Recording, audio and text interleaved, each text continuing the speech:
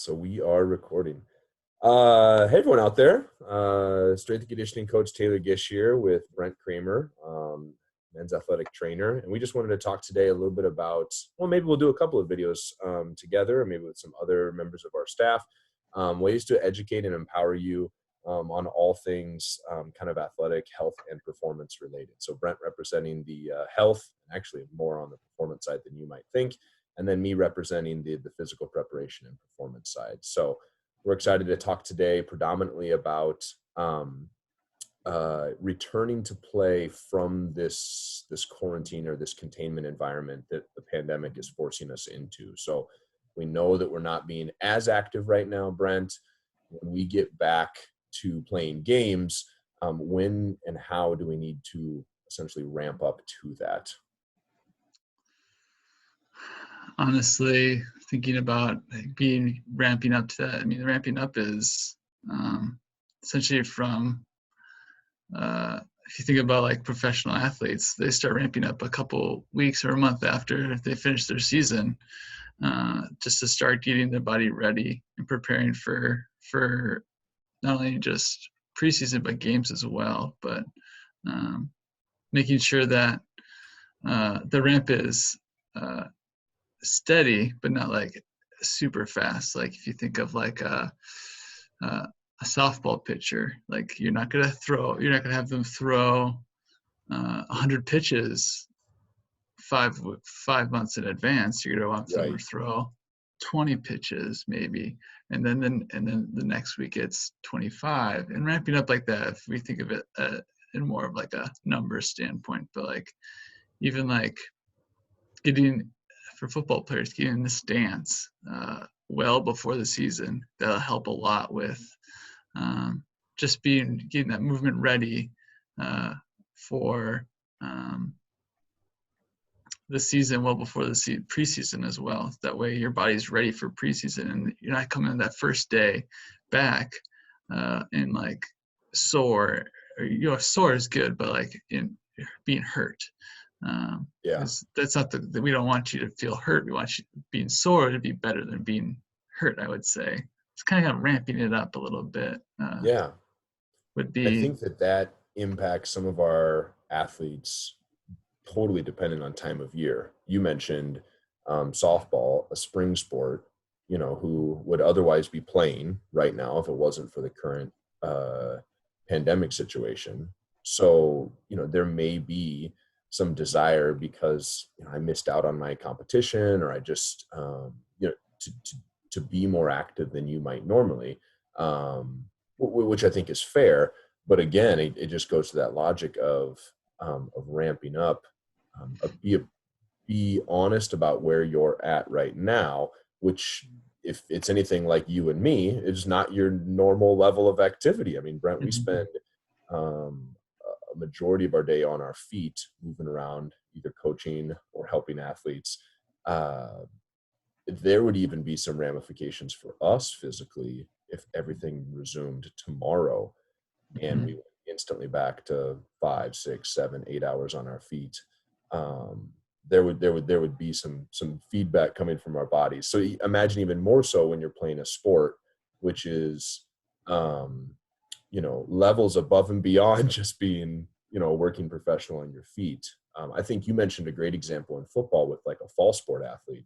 There are some serious skills associated with some of our fall sports. You think of serving and hitting in volleyball.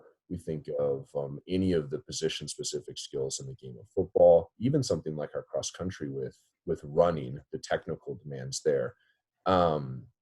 If I'm home right now and I don't have access to teammates or opponents, what are maybe some ways I can like start to that ramp up process from a low? You mentioned a great one in like a football player getting into a stance and then being athletic out of that stance. What are some other examples from some of our other sports? I know you work with our men's and women's soccer team. Maybe for those athletes' perspectives, what are some like low-level ramping options, at least just to get things started right here and now in April as we start to plan for August? Honestly, I think about the post you had today of like, just move. Like a good ramp up is to move. Like juggle a soccer ball if you're a soccer player. If you're a football player, if you're like an offensive lineman, I think of get in your stance and then just go against a tree. Like it's not going to move, but you can go around it. Or if you're a defensive lineman, use the tree to do your moves. I mean, I think you kind of hit a little bit, like we're not only talking about physical ramping up, but also the mental aspect of how can I get better too when I'm in this process of, oh, I've never done this before, or this swim move before as a football player, and getting that movement, and like, how can I make this better? But like just moving, I think in For like sure. this stages is just the fact of like simply going on a walk, uh, going on a jog, walking your dog, whereas I do push a stroller. uh, I mean, just moving right now is the best thing we can do. I mean, right now, if something you could do is there's snow on the ground, have a snowball fight with your siblings. You're moving Yeah. around. And it's not like it's super cold out. It's just something you could do that you can do to ramp up.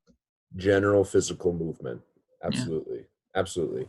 Well, maybe giving people a little bit of insight to where we decided to start this conversation from. I'm going to share my screen real quick here to a paper that both Brent and I were reading. You'll see here in the top corner, there's a graphic that essentially shows in 2011, when the NFL went through their lockout and collective bargaining agreement, the number of Achilles ruptures that happened preseason, which is a pretty catastrophic injury.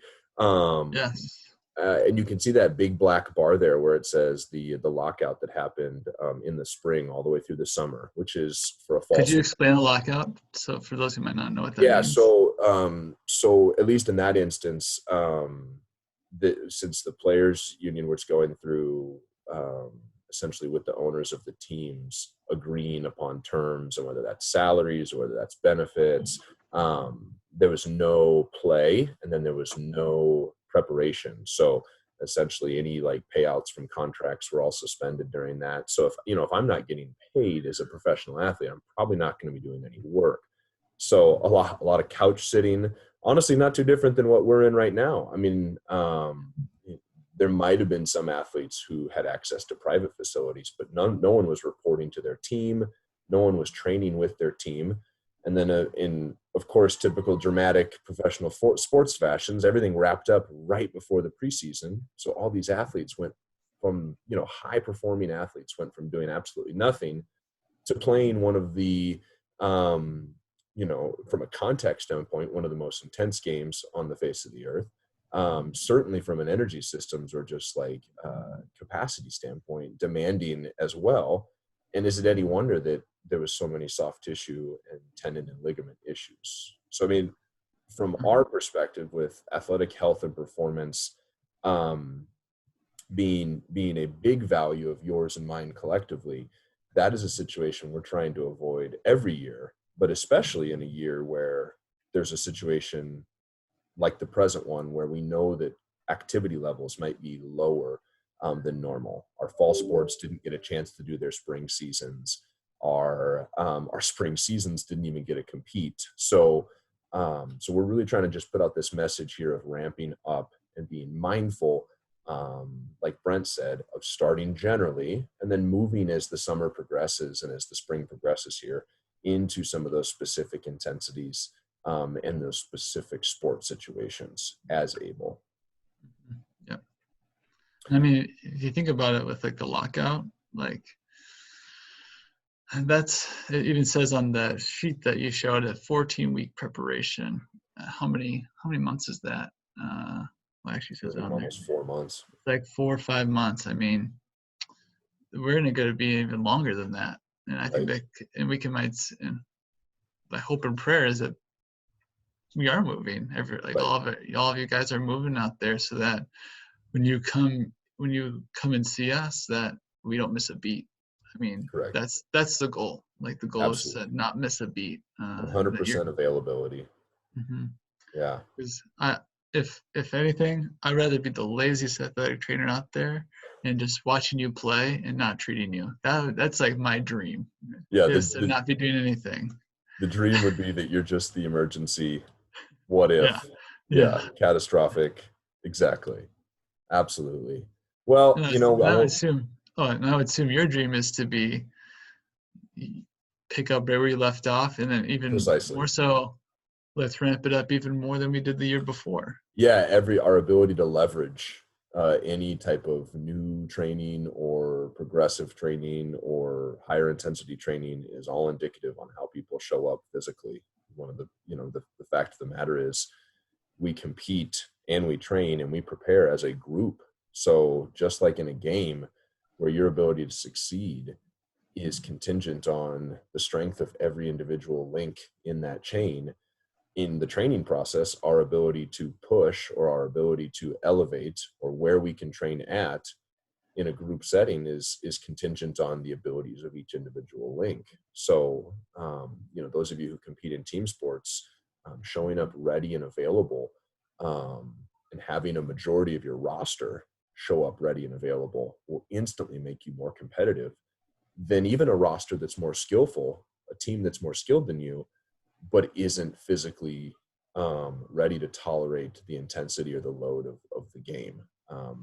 That's going to be very apparent coming out of this crisis is, and I know some of our sport coaches have been sharing that message with you guys, that is like, this is, comparison isn't necessarily the most healthy mindset we want to have. But this is one of those unique situations that is affecting all athletes in all places at all times. So you literally can do more than your opponent in a real way by moving every day, generally at first, ramping up to specific, and then just setting a trajectory towards camp, and even before camp in the fall here. I think a good comparison would be, you kind of said it, like, if you think of the season as the game, this is the practices and the warm-ups before.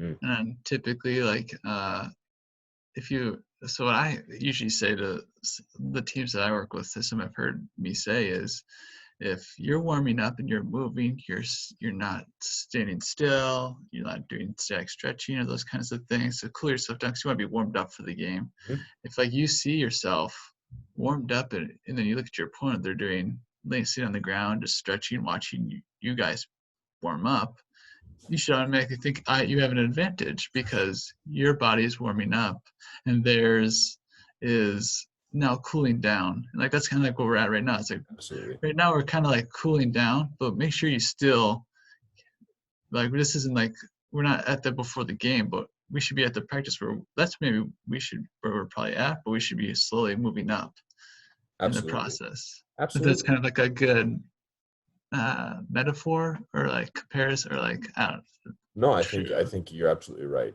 that those two things are comparable, right? The point that, if you think of game day, if we put game day over a several month period, the point of game day that we're at right now is the warm up, right? It's the mindset, it's the physical, temperature is rising, blood is flowing, and there's a lot of people that aren't shepherding and stewarding this time well. um, and that's, our hope and prayer is that we can empower you guys and educate you guys to do many great things, not just within the walls of sports, but beyond. And so I know I speak for Brent in saying that we're both available in this time and season. If you guys liked the content that this kind of contained and you want us to maybe unpack some other topics, or um, we'd love to do that one-on-one. We also love to do that kind of in this platform too, because we like to see each other and work together as well. So Yeah. again, just kind of a trial little video here. If you've got questions for us, don't hesitate to reach out. Those channels can be provided wherever this video is posted at. Brent is also available on email. And most of you who are on his teams that he works with text him routinely and have his phone number too. So we're super available and ready to answer questions. Thanks for sticking with us. Brent, any last things to say before we? I do have one last thing. Yeah. I did send out an email to every single athlete asking if you have any prayers. It's called the title. The subject title is subject or says any prayers question mark. So if you have any prayers, send them to me. I have a list Absolutely. of at least 20, 25 right now of who I'm praying for, and I'd love to be honestly 300 Why not? prayers. So if you have any prayers, please send them my way, and I would gladly send them to Gish, Jenny, Hebe, anyone else that would like to you would like to have prayer for. So please 100%. respond to that emails. So I'd love to pray for you guys because I know it could be a hard time right now. Absolutely. UNW Nation, this has been Coach Gish and athletic trainer Brent. We love you guys. Want to support you in all the ways we can, and we'll catch you on the next one of these.